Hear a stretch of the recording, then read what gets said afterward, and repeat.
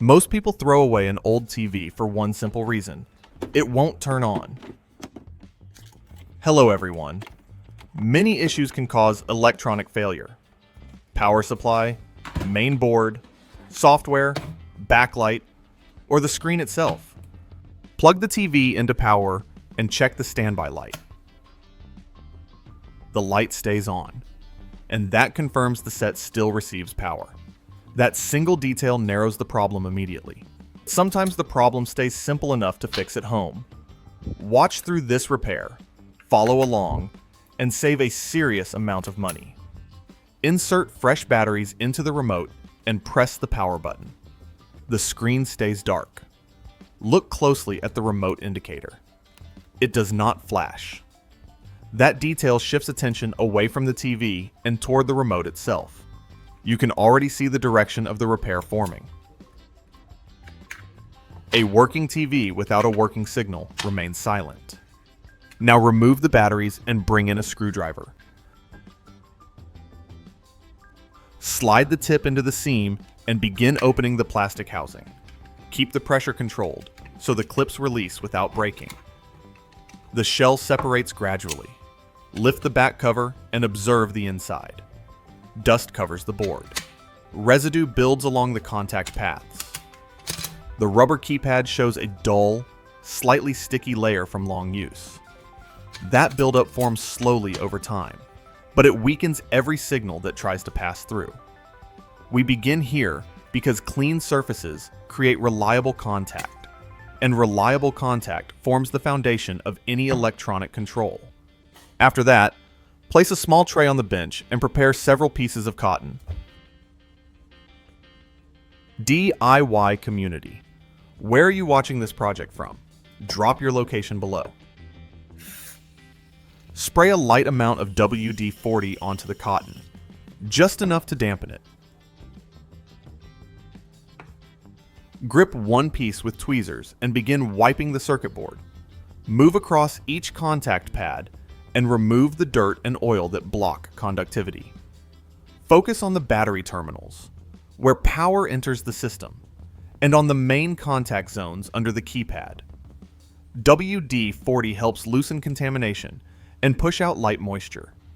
It does not act as a repair by itself, but it prepares the surface so the next steps can work effectively. Once the board is clean, switch to the rubber keypad. Turn it over and wipe the conductive pads under each button. These pads must press firmly against the board to send a signal. If they carry oil or dust, the signal weakens or disappears. Clean them evenly and remove any visible residue.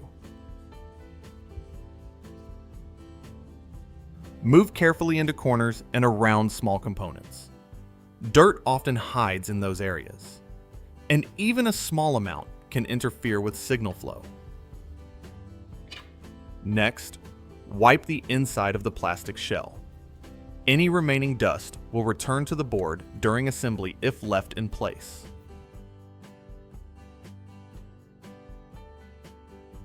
Bring in a heat gun and pass warm air across all parts.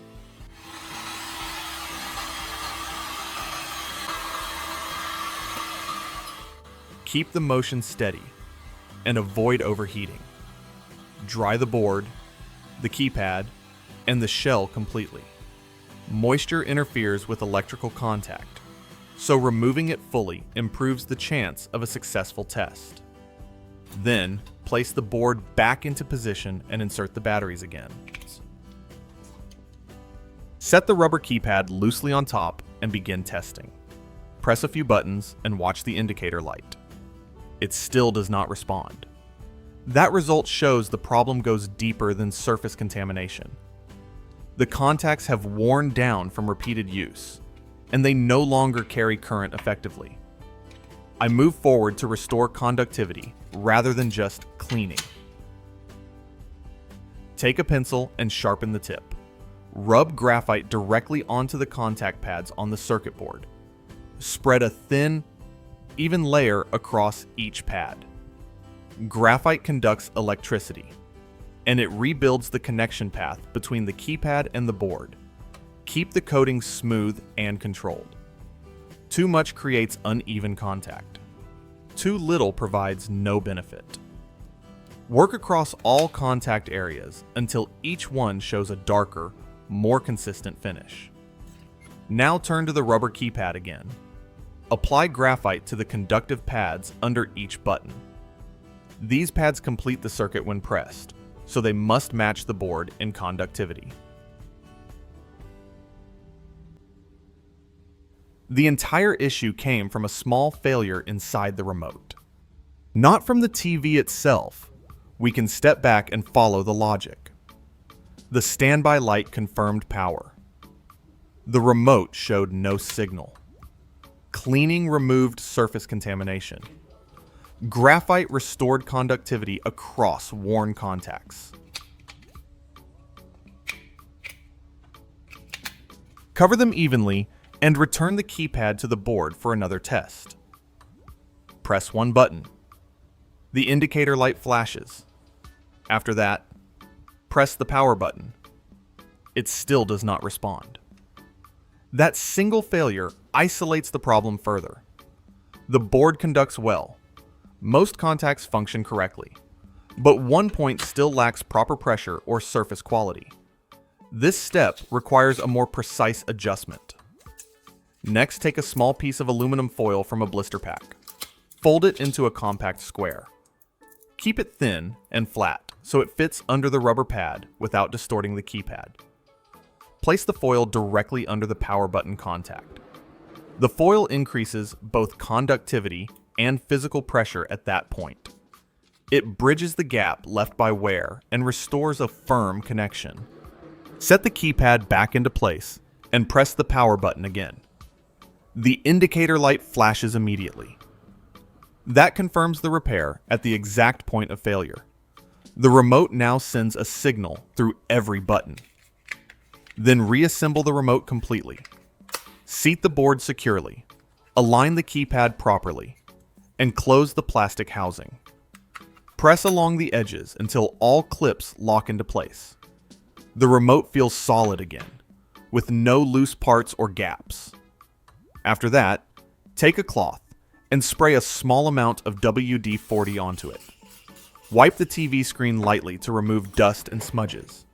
This step does not affect the repair itself, but it prepares the final moment and makes the result clearer. This process also changes how everyday electronics are viewed. A device that appears broken may only suffer from worn contact surfaces or weak pressure points. We can restore function with simple materials and a clear method. I apply this approach in every repair. Begin with simple checks. Move step by step and solve each layer of the problem. And here's the final result. The remote works smoothly. Every button responds. The TV powers on without delay. A simple repair replaces an expensive replacement and keeps useful equipment in service. Stay with the channel. More practical repairs will follow, and more everyday problems will turn into working solutions built right at the bench.